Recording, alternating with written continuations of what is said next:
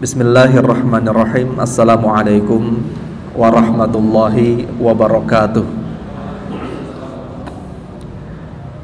Innal hamdalillahi nahmaduhu wa nasta'inuhu wa nastaghfiruh wa natubu ilaihi wa na'udzu billahi min syururi anfusina wa sayyiati a'malina. Man yahdihillahu fala mudhillalah wa man yudlil fala hadiyalah. Wa ashhadu an la ilaha illallah wa ashhadu anna Muhammadar Rasulullah sallallahu alaihi wasallam. Fa inna asdaqal hadithi kitabullah wa khairal hadyi hadyu Muhammadin sallallahu alaihi wasallam wa syarrul umuri muhdatsatuha wa kullu muhdatsatin bid'ah wa kullu bid'atin dhalalah wa kullu dhalalatin finnar. Para jamaah kaum muslimin rahimani Allahu wa iyyakum. Hari ini kita akan membahas tentang tema tazkiyatun nufus atau pembersihan jiwa dari berbagai macam penyakit-penyakit jiwa atau penyakit hati. Allah Subhanahu wa taala berfirman dalam Quran surah Asy-Syams, "Qad aflaha man zakkaha wa qad khaba man dassaha." Beruntunglah orang-orang yang menyucikan jiwanya. Ya, beruntunglah orang yang melakukan tazkiyatun nufus. Wa qad khaba man dassaha. Dan sebaliknya, celakalah orang-orang yang mengotori jiwanya. Ya, di surat Asy-Syams ayat 9 sampai dengan ayat 10. Jadi kita sebagai orang beriman itu kita punya tuntutan untuk mengobati jiwa kita dari berbagai macam penyakit, ya, membersihkannya dari berbagai macam kotoran-kotoran. Sebagaimana kita punya kewajiban untuk toharoh fisik, ya dengan membersihkan tubuh kita kalau terkena najis, kalau terkena kotoran, kita wajib membersihkannya. Begitu juga ketika tubuh kita sakit, ya kita pasti akan berusaha berobat supaya tubuh kita itu sehat. Kalau sakit kepala, ya minumnya obat sakit kepala. Tidak membiarkan dia berlarut-larut menikmati rasa sakitnya. Ya, jarang ada orang seperti itu. Pasti dia berusaha untuk mencari obat supaya sakitnya cepat sembuh. Karena dengan kesehatan dia bisa kembali beraktivitas, bisa kembali beribadah dengan baik, bisa kembali mencari rezeki untuk menafkahi keluarganya. Ya demikian, memang normalnya orang seperti itu. Kalau sakit, dia mencari cara untuk sembuh. Nah, ketika jasad kita diperlakukan demikian, maka demikian juga dengan hati. Ya, hati kita pun berpotensi untuk memiliki penyakit-penyakit. Ada hal-hal yang bisa mengotori hati. Nah, itu juga harus kita bersihkan. Ya, penyakit-penyakit hati ini. Karena kalau hati kita sehat, maka insyaallah taala tubuh kita juga akan sehat. Sebagaimana Rasulullah sallallahu alaihi wasallam bersabda dalam hadis riwayat Imam Al-Bukhari, "Ala inna fil jasadi mudghatan, idza salahat salahal jasadu kulluhu, wa idza fasadat fasadal jasadu kulluhu, ala wahiyal qalbu." Ketahuilah oleh kalian semuanya. Ini Nabi SAW sedang menyampaikan kepada sahabat-sahabatnya. Ketahuilah oleh kalian wahai para sahabat, karena di dalam jasad itu ada segumpal daging. Apabila daging itu baik, maka anggota tubuhnya semua yang lain akan ikut baik.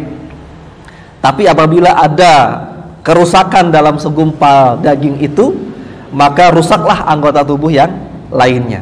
Nah, segumpal daging dalam jasad disebutnya adalah kolbu. Ya, kolbu. Kalau diterjemahkan di kamus, kolbu itu jantung, ya.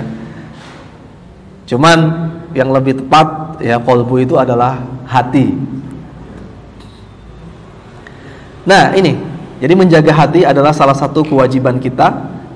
Ingat ya, kewajiban kita bukan hanya membersihkan fisik dari najis-najis, dari kotoran-kotoran, Tidak hanya mengobati fisik dari penyakit-penyakit fisik, tapi juga ada kewajiban kita membersihkan hati dari penyakit-penyakit hati dan mengobatinya jika sakit. Nah, di antara virus yang bisa mengotori hati dan tabiat buruk yang berbahaya bagi hati adalah penyakit hasad. Penyakit hasad ya, atau iri dengki. Nah, apa itu hasad?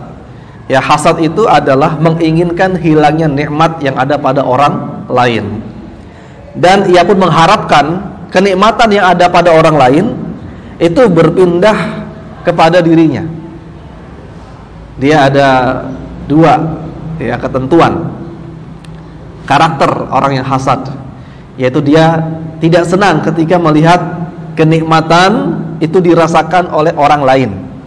Dia menginginkan kenikmatan pada orang lain itu hilang. Kemudian setelah kenikmatan itu hilang, dia berharap kenikmatan itu beralih kepada dirinya. Kenapa? Karena merasa dirinya lah yang paling berhak yang mendapatkan nikmat tersebut, bukan orang lain. Ya, bukan si A, si B, si C, tapi dialah yang paling berhak mendapatkan nikmat tersebut. Nah, ada banyak hadis Nabi SAW yang melarang kita untuk menyimpan rasa hasad. Di antaranya sabda Nabi SAW, la tahasadu wa la tabaghadu ya wa kunu ibadallahi ikhwana. Janganlah kalian saling mendengki, janganlah kalian saling bermusuhan, dan jadilah kalian hamba-hamba Allah yang bersaudara. Jadi ini perintah di dalam hadis Nabi SAW untuk mewujudkan ukhuwah Islamiyah, menjadi hamba-hamba Allah yang ikhwanan, bersaudara. Caranya bagaimana? Ya harus menghilangkan rasa permusuhan, harus menghilangkan rasa iri dan rasa dengki. Karena tanpa menghilangkan itu semua, ukhuwah Islamiyah itu akan sulit terwujud. Ukhuwah akan sulit terwujud. Jadi salah satunya adalah dengan menghilangkan penyakit-penyakit tadi, seperti hasad dan saling bermusuhan. Kemudian juga dalam hadis yang lain Rasulullah SAW bersabda, iyyakum wal hasada. Waspadailah kalian penyakit-penyakit hati, diantaranya hasad. Nah, masih banyak hadis-hadis lain yang semisal yang memerintahkan kita untuk menjauhi rasa hasad atau menyimpan penyakit hati yang namanya hasad. Dan juga jamaah yang dirahmati Allah Subhanahu wa taala, di antara keburukan sifat hasad, yang pertama, hasad merupakan sifat dari sejelek-jelek ciptaan Allah Subhanahu wa taala. Ya, makhluk yang terlaknat yang Allah Subhanahu wa taala ciptakan adalah iblis, laknatullah alaih. Nah, sifat hasad adalah sifatnya iblis, laknatullah alaih. Dahulu ketika bapak kita diciptakan, manusia pertama diciptakan yaitu Nabi Adam alaihissalam. Nabi Adam mendapatkan banyak sekali nikmat ya, banyak sekali keistimewaan yang Allah berikan kepada manusia.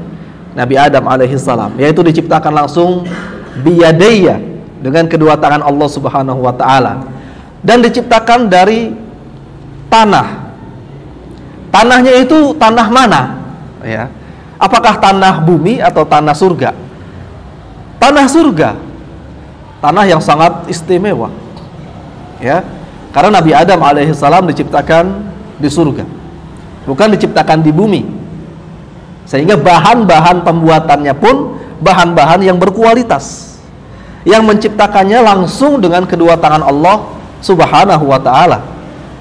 Kalau yang lainnya Allah tidak menciptakan langsung dengan kedua tangannya, tetapi Allah hanya berkata kun fayakun, jadilah maka terjadilah makhluk tersebut. Tetapi Nabi Adam mendapatkan keistimewaan tadi. Kemudian juga malaikat-malaikat diperintahkan sujud semuanya kepada Nabi Adam alaihissalam, dan Nabi Adam diberikan jabatan khalifah. Inni ja'ilun fil ardi khalifah. Demikian ya, dijadikan penduduk surga. Nabi Adam dipersilahkan makan makanan yang dia kehendaki, menikmati segala macam kenikmatan surga. Nah, iblis sebagai makhluk yang lebih awal penciptaannya merasa tidak senang, punya rasa hasad dengan makhluk baru ini. Ini saya lebih lama, tapi kok kalah sama makhluk baru. Akhirnya karena rasa hasadnya, iblis tidak mau diperintahkan sujud sebagai sujud penghormatan kepada Nabi Adam alaihissalam. Jadi ketika malaikat semuanya sujud menghormati penciptaan Nabi Adam alaihissalam, ya sujudnya malaikat itu karena keagungan mereka dan ketaatan mereka kepada Allah Subhanahu wa taala, bukan menyembah Nabi Adam alaihissalam. Itu sujudnya sujud penghormatan. Ya, sujud penghormatan. Sama ketika di zaman Nabi Yusuf alaihissalam, ketika saudara-saudara Yusuf datang ke Mesir untuk mendapatkan bantuan pangan. Ketika mendapati mereka Yusuf alaihissalam menjadi penguasa Mesir, mereka sujud. Tapi sujudnya sujud penghormatan, bukan penghambaan ya. Seperti itu. Nah, karena rasa dengkinya ini, rasa hasadnya ini, maka iblis tidak mau sujud kepada Nabi Adam alaihissalam. Ya, jadi tidak menginginkan kenikmatan itu ada pada Nabi Adam dan berusaha menghilangkan kenikmatan-kenikmatan itu dari Nabi Adam alaihissalam. Dengan cara apa? Melakukan tipu daya. Jadi iblis itu datang ke dalam surga, masuk ke dalam surga untuk menipu Nabi Adam alaihissalam. Mengenai cara masuknya bagaimana itu kita nggak tahu, wallahu a'lam. Dalam kisah-kisah Israiliyat banyak dikisahkan, diantaranya iblis menyamar menjadi seekor ular, sehingga dia bisa masuk ke dalam surga. Di dalam surga dia membisiki Nabi Adam untuk melanggar larangan Allah Subhanahu wa taala. Tapi itu kisah Israiliyat ya, yang mana kita harus cek kembali kebenarannya. Tapi intinya ini ada sifat hasad yang menjadi pembahasan kita. Ya, sifat hasad yang dimiliki oleh iblis, tidak menginginkan nikmat yang dinikmati oleh Nabi Adam, sehingga iblis berusaha menghilangkan nikmat tersebut agar Nabi Adam terusir dari surga. Dan itu menggodanya nggak sekali, berkali-kali. Ya, kita kan nggak tahu berapa tahun Nabi Adam digoda oleh iblis, laknatullah alaih. Bukan cuma sehari digodanya langsung tergoda, enggak. Nabi Adam tidak selemah itu imannya. Kadang kita kan suka suudzon. Ini Nabi Adam kok baru digoda sekali sudah tergoda. Tidak. Nabi Adam itu digodanya berkali-kali.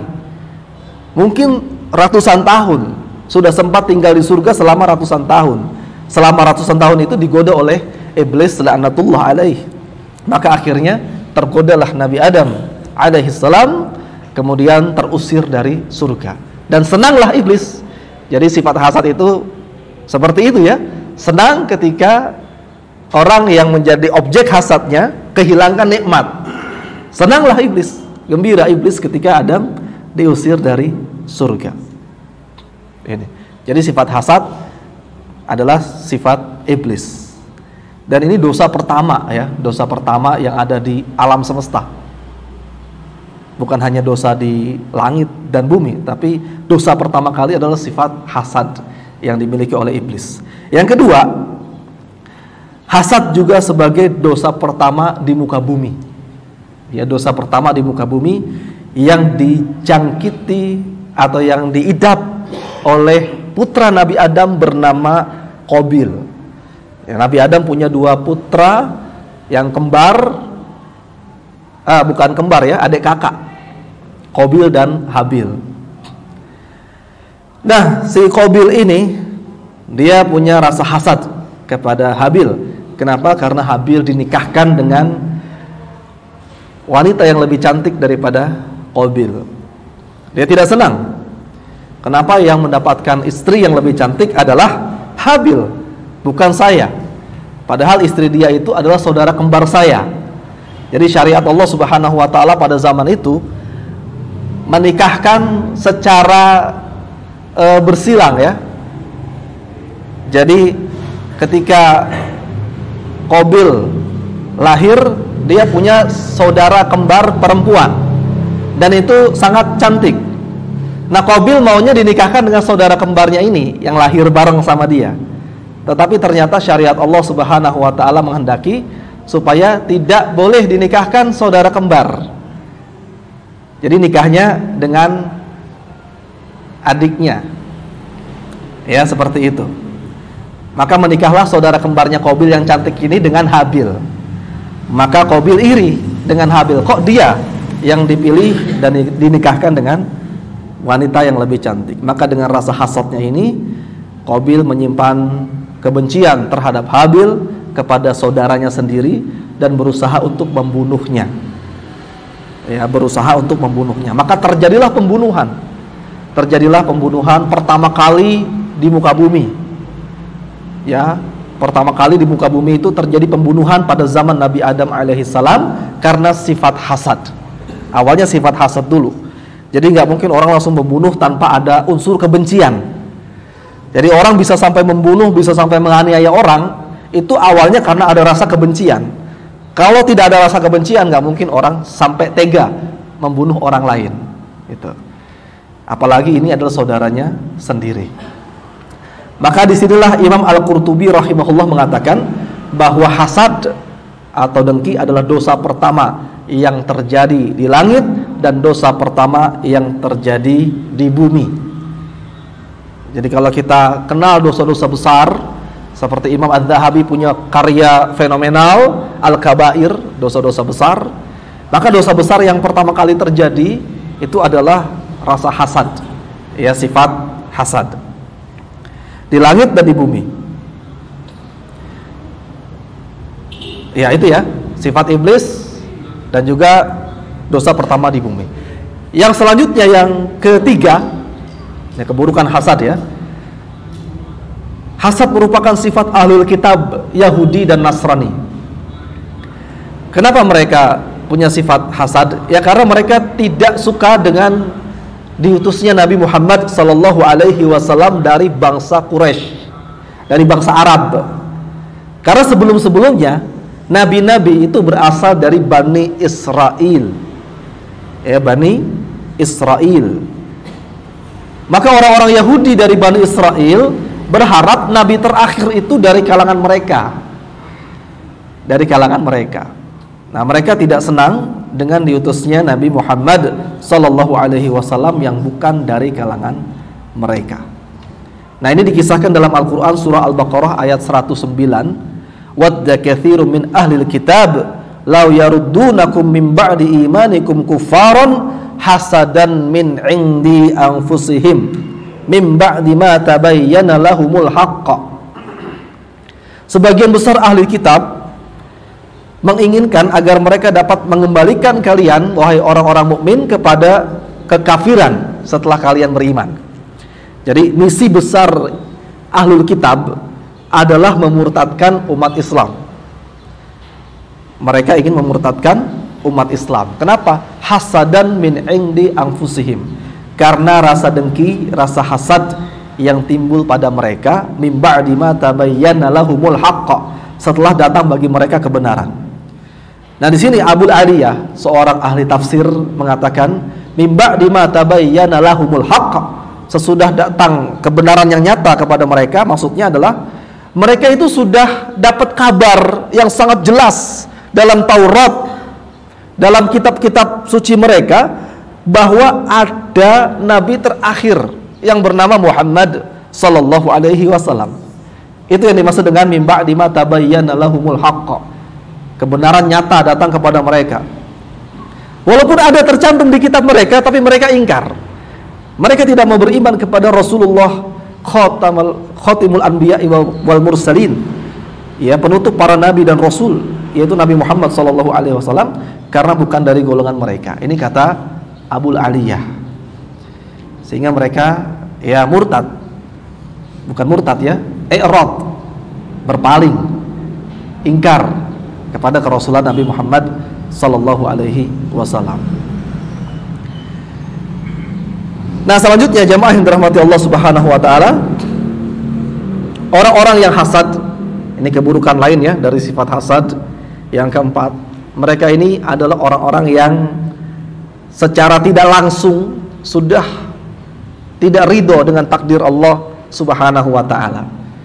Ya, karena kita yakin ya dalam akidah kita bahwa yang namanya kebaikan, yang namanya keburukan, yang namanya nikmat, itu semuanya sudah diatur oleh Allah Subhanahu wa taala. Si fulan mendapatkan nikmat, si fulan mendapatkan rezeki sekian, si fulan mendapatkan musibah demikian. Ini semua adalah rahasia Allah Subhanahu wa taala dan takdir Allah Subhanahu wa taala. Nah, orang yang hasad, mereka ini tidak menerima takdir Allah. Bahkan yang paling ekstrim, seolah-olah mereka menyalahkan takdir dan menyalahkan Allah Subhanahu wa taala. Ya, mereka menyalahkan Allah, bahwa Allah dianggapnya salah dalam memberikan nikmat. Kok kepada dia ini Allah telah salah dalam memberikan nikmatnya. Na'udzubillahi min dzalik. Jadi bahaya sekali ya. Ya. Dan Nabi SAW juga menasihati kepada kita bahwa rasa hasad itu bisa menghilangkan pahala-pahala kebaikan yang ada pada diri kita. Ini keburukan yang kelima ya. Iyyakum wal hasada fa innal hasada ya'kulul hasanat kama ta'kulun narul hatab. Hati-hatilah kalian terhadap sifat hasad, karena sesungguhnya hasad itu memakan kebaikan sebagaimana api memakan kayu bakar. Hadis riwayat Abu Dawud. Ya, ini penting sekali. Itu keburukan hasad ya. Oleh karenanya ini, karena penyakit yang sangat buruk, kita semua wajib berhati-hati. Bukan hanya para thalabul ilmi, bukan hanya orang awam, bahkan para ustadz juga perlu berhati-hati, karena hasad ini bisa menjangkiti siapa saja. Pedagang misalkan ya, punya rasa hasad dengan pedagang yang lain, pedagang yang satu profesi ya, pengusaha menjatuhkan pengusaha yang lain karena rasa hasad, memfitnah pengusaha yang lain karena rasa hasad, tidak mau pengusaha lain lebih sukses daripada dia. Ya, politisi juga sama, bisa terjangkiti sifat hasad. Kalau yang lain terpilih, dia tidak terpilih, maka dia menyimpan permusuhan, kebencian, ketidaksenangan. Sesama karyawan juga bisa terjadi sifat hasad. Ya, antara karyawan yang satu dengan karyawan lain satu kantor. Ketika yang satu mendapat nikmat, yang satu tidak. Padahal itu sudah diatur oleh Allah Subhanahu wa taala 50.000 tahun sebelum diciptakannya langit dan bumi. Jadi kita jangan sampai menganggap Allah telah salah keliru dalam memberikan nikmat. Bahkan bisa juga menjangkiti para dai dan para ustadz. Ya, ada, bisa terjadi, ya, bisa terjadi. Nah, oleh karenanya kita pun diajarkan zikir di dalam Al-Quran ya, diajarkan untuk membaca Quran surat Al-Falaq. Wa min syarri hasidin idza hasad. Itu dalam zikir-zikir ba'da salat ini disunahkan dibaca. Zikir pagi dan petang disunahkan juga untuk membaca surat Al-Falaq, bahkan diulang 3 kali. Wa min syarri hasidin idza hasad. Dan kami berlindung kepada Allah Subhanahu wa taala dari kejelekan orang-orang yang hasad apabila mereka hasad. Jadi kalau ada orang hasad itu kejelekannya bahaya sekali. Kita minta kepada Allah Subhanahu wa taala untuk dilindungi dari orang-orang yang punya penyakit seperti itu. Ada beberapa kiat supaya kita tidak terjangkiti sifat hasad ini. Yang pertama adalah kita wajib bersyukur kepada Allah Subhanahu wa taala berapapun nikmat yang Allah berikan kepada kita. Merasa cukup, merasa puas. Ya, caranya dengan senantiasa melihat orang yang ada di bawah kita. Unzur ila man asfala minkum wala tanzur ila man huwa fawqakum, gitu. Lihatlah kepada orang yang ada di bawah engkau, jangan lihat kepada orang yang ada di atas engkau. Kemudian yang kedua, menguatkan iman kepada takdir. Jadi kadang pembahasan iman kepada takdir itu jarang dikaji. Kita lebih seringnya bahas iman kepada Allah, iman kepada Rasul ya, dengan membahas 2 kalimat syahadat. Ya, konsekuensi 2 kalimat syahadat, iman kepada Allah, iman kepada Rasul. Iman kepada takdir kadang-kadang dikaji. Sehingga kadang-kadang juga iman kita kepada takdir itu melemah. Nah, oleh karenanya kuatkan lagi iman kita kepada takdir Allah, karena ini juga merupakan rukun iman. Bahkan rukun iman yang ke-6 ya, yang terakhir, yang tidak boleh luput dari kajian-kajian dan pembahasan kita. Sehingga apapun yang terjadi pada seseorang, kita yakini itu merupakan takdir Allah Subhanahu wa ta'ala. Kemudian Ketika kita melihat kenikmatan yang ada pada orang lain, maka kita dianjurkan untuk mengucapkan Masya Allah, Tabarakallah. Masya Allah itu artinya atas kehendak Allah. Masya Allah, semuanya atas kehendak Allah. Kalau ada orang punya kendaraan baru, Masya Allah. Punya HP baru, kita ucapkan Masya Allah. Masya Allah. Punya prestasi, kita sebut Masya Allah. Apa Masya Allah itu maksudnya? Maksudnya kita menyadari bahwa kenikmatan yang dia dapatkan adalah atas kehendak Allah. Ya, barang-barang yang dia miliki adalah atas kehendak Allah. Sehingga ketika kita menyandarkan semua itu kepada Allah, hati kita itu tidak ada rasa hasad. Jadi ucapan Masya Allah ini perlu dilestarikan ya, dibudayakan dan diterapkan ketika kita melihat ada saudara kita, ikhwah kita yang memiliki kenikmatan-kenikmatan yang membuat kita takjub kepada dia. Dan yang selanjutnya adalah merenungkan kembali bahwa tidak semua nikmat yang kita anggap baik itu cocok untuk kita. Kemudian yang terakhir adalah, ini juga pesan, adapun kita yang berada di posisi orang yang mendapat nikmat, ya kita di posisi orang yang mendapat nikmat, maka berusahalah jangan memamerkan nikmat-nikmat itu kepada orang yang tidak tepat. Ya, kepada orang yang tidak tepat. Orang yang tepat itu ya ibu kita, bolehlah ya. Kalau kita dapat nikmat, kita ceritakan kepada ibu kita, pasti ibu kita akan ikut bangga. Kepada bapak kita. Bukan di sosial media yang semua orang bisa melihat.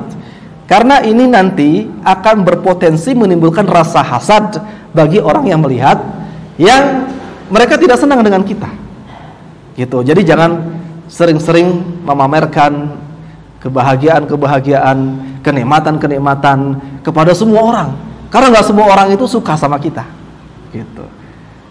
Dan ini juga menjaga hati mereka supaya di hati mereka tidak terjangkiti sifat hasad. Ini barangkali yang bisa kita bahas. Kurang lebihnya mohon maaf. Wa sallallahu ala nabiyyina Muhammad wa ala alihi wa ashabihi ajma'in wa akhiru da'wana alhamdulillahi rabbil alamin. Subhanakallahumma bihamdika asyhadu an la ilaha illa anta astaghfiruka wa atubu ilaik. Wassalamualaikum warahmatullahi wabarakatuh.